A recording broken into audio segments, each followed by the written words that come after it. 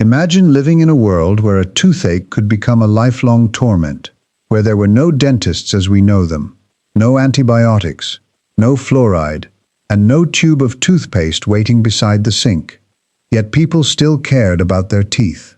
They worried about bad breath, stains, trapped food, bleeding gums, and the terrible pain that came when a tooth began to rot. So they improvised. They chewed twigs until the fibers became brushes. They scraped between teeth with slivers of wood and bone. They rubbed powders onto enamel, rinsed with herbs and oils, and sometimes used substances that sound almost unbelievable today. But the real surprise is this. Some of these methods were surprisingly sensible, while others damaged the very teeth they were meant to protect. And the story begins much earlier than Egypt, Rome, or China. Before we dive deeper, let us know in the comments where you're watching from. We'd love to hear from you.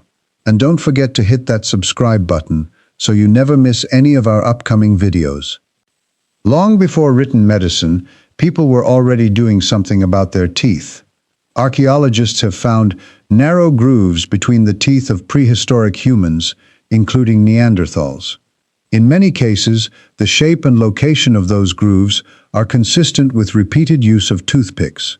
That does not mean every groove proves a deliberate hygiene routine, but it does suggest that removing trapped food or easing irritation between teeth is an extremely ancient habit. In Ice Age Italy, researchers have even found evidence that people manipulated diseased teeth with small stone tools. Imagine the desperation required to work on a painful cavity with a sharpened piece of stone. These people knew nothing about bacteria, enamel, or infection. They only knew that the pain had to stop. Then agriculture transformed the human mouth. As communities became more dependent on cultivated grains and other carbohydrate-rich foods, dental decay generally became more common. Grain was often ground between stones, and tiny particles of grit could end up in bread and porridge. Teeth became archaeological records of diet and food preparation. By the time the first great cities appeared, dental pain was already familiar. But civilization added something new: written recipes for fighting it. In ancient Mesopotamia, scribes recorded medical treatments on clay tablets. Their explanations mixed careful observation with ideas that today seem strange. One famous belief blamed toothache on a tiny toothworm that supposedly burrowed into the tooth. The creature never existed, but the pain certainly did. Mesopotamian texts describe treatments involving salts, plant materials, and other substances applied to the mouth.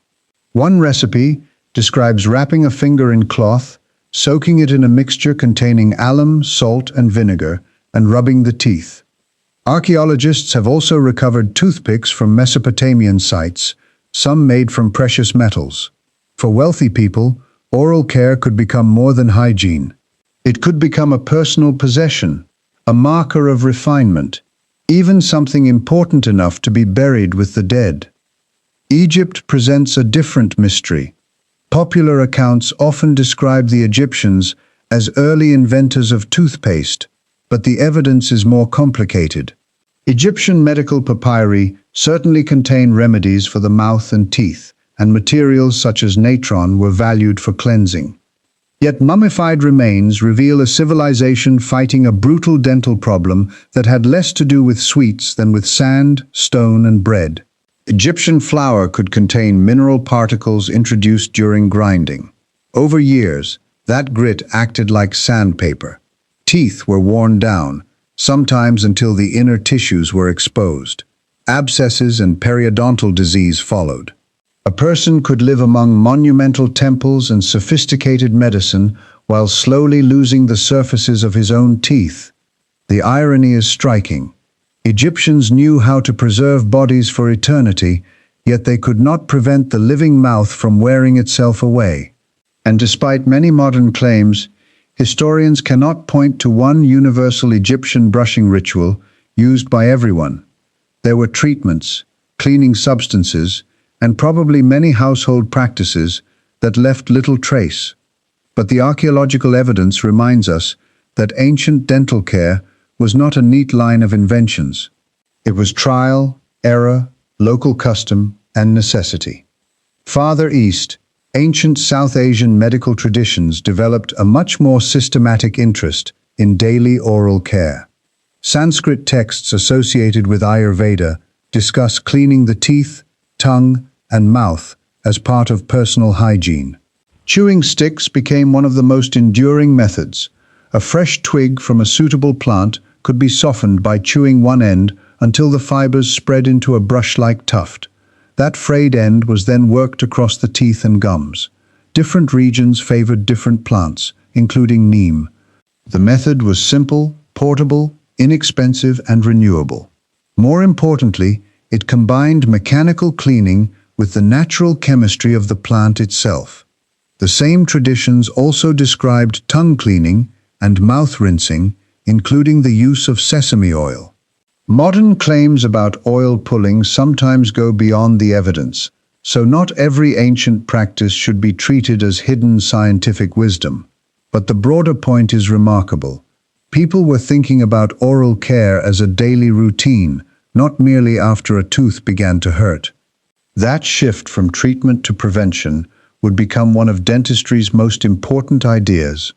The Greeks and Romans added their own mixture of medicine, vanity, and experimentation. Toothpicks were common. Powders made from substances such as charcoal, crushed bone, or shell were used to clean and polish the teeth. Abrasion could remove visible stains, but there was a danger. If the powder was too harsh, the cleaning itself could wear away enamel. That trade-off appears again and again in dental history. A substance can make teeth look cleaner while gradually damaging their surface. And then there is one of the strangest stories in the record. The Roman poet Catullus mocked a Celtiberian acquaintance named Ignatius for a regional custom involving urine and the teeth. Old urine releases ammonia, which has cleaning and bleaching properties. That does not prove that everyone in the Roman Empire brushed with urine, despite how often the story is repeated today. But the literary reference is real, and it reveals something important. White teeth were socially valuable enough that people were willing to experiment with substances most of us would never consider putting near our mouths. Dental care could also display status. Wealthy people carried elaborate toothpicks made from metal, ivory, or other valuable materials. A clean mouth was partly about comfort, but it was also about presentation. Humans had discovered another reason to care for their teeth. Other people were looking at them. In China, the history took another major step. Some of the earliest known bristle toothbrushes are associated with the Tang period, centuries before similar objects became common in Europe. Later Chinese brushes used stiff animal hairs, often hog bristles, fixed to handles made from materials such as bamboo or bone. The idea was revolutionary because the brush no longer had to be created by chewing the end of a twig. The bristles were permanently attached to a handle. The modern toothbrush had not yet arrived, but its basic shape had. Natural bristles created problems of their own. They could be stiff, stayed damp, and were difficult to keep sanitary. When such brushes reached Europe through travel and trade, not everyone liked them. Some preferred cloth, fingers, toothpicks, or powders. The toothbrush was not an instant global success. It took centuries of adaptation before becoming ordinary. Meanwhile, across the Middle East, North Africa, and parts of Asia, the chewing stick remained powerful. The siwak, or miswak, commonly made from Salvadora persica, had roots that predated Islam, but Islamic religious practice gave it extraordinary continuity. Cleaning the mouth became closely connected with ritual cleanliness and everyday discipline. The Prophet Muhammad is traditionally associated with recommending the siwak, and its use became deeply embedded in Muslim life.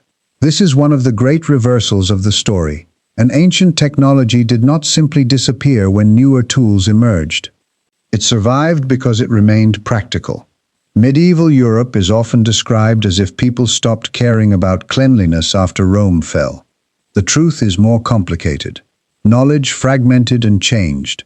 Medical traditions survived in monasteries, local remedies, and learned texts. People used toothpicks, cloths, herbs, salts, and powders.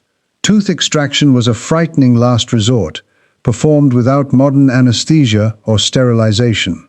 Barbers and other practitioners sometimes pulled teeth, and infection remained dangerous. Oral care never vanished. Methods varied according to wealth, region, and access to knowledge.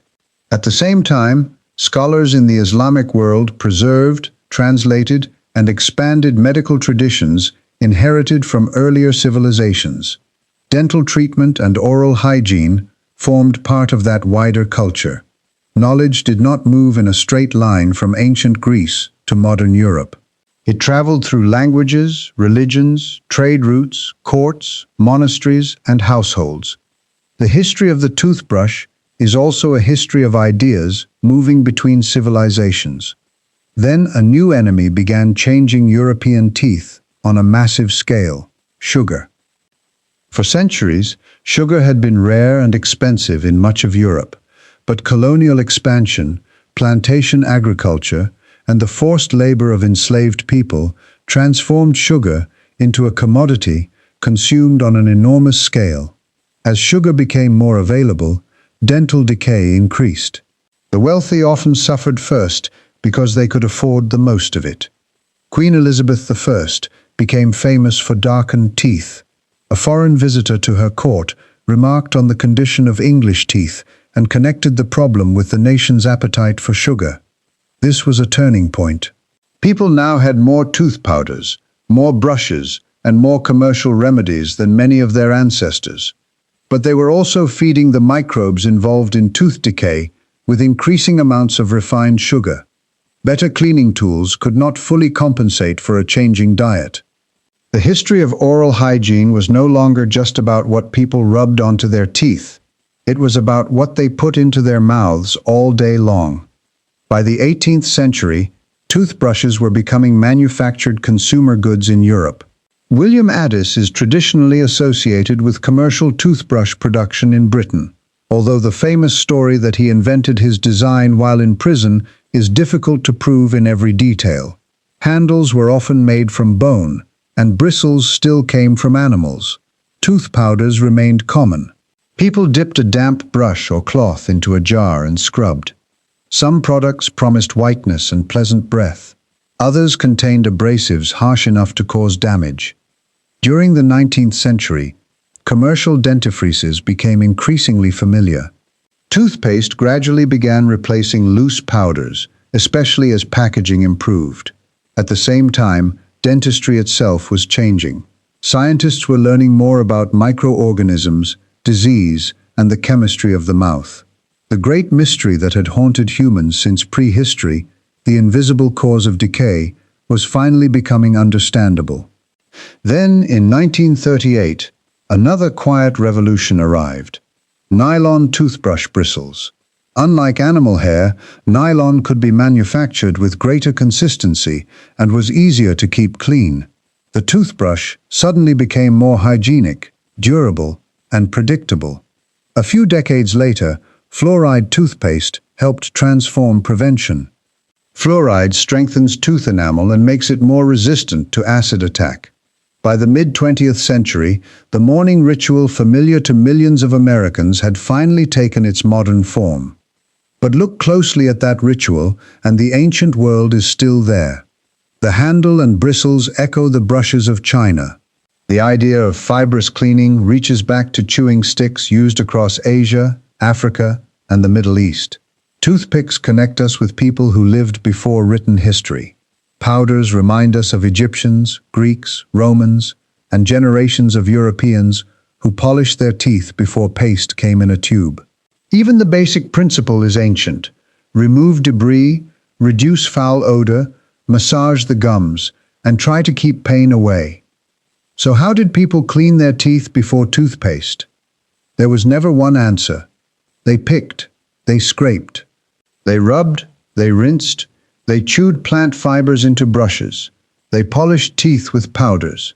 They experimented with herbs, oils, salts, charcoal, cloth, animal hair, and substances we would find revolting today. Some methods were useful, some were ineffective. Some caused damage, and most were developed by people who had no idea that entire communities of microorganisms were living inside their mouths. That may be the most remarkable part of the story. Human beings spent thousands of years fighting an enemy they could not see.